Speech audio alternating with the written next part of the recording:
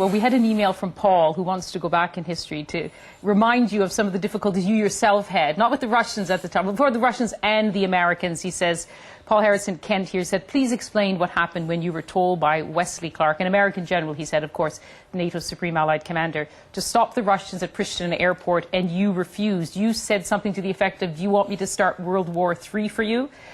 Do you like working with the Americans, he says? I don't think it's a question of whether one likes or doesn't like. What happened with Wesley Clark? That's a private matter. What happened with Wesley Clark? What is very important here, of course, is that allies work together to achieve common purpose. So what happened with Wesley Clark?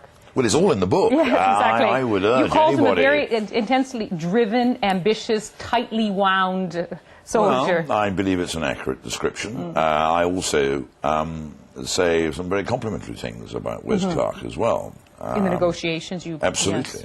Yes. As to the incident at Pristina Airport, it was very simple, and the book makes it, I hope, clear that General Wesley Clark and I had a different view about how best to incorporate that Russian contingent into KFOR itself. We'd all expected to see a Russian contingent, as there had been in Bosnia for several years.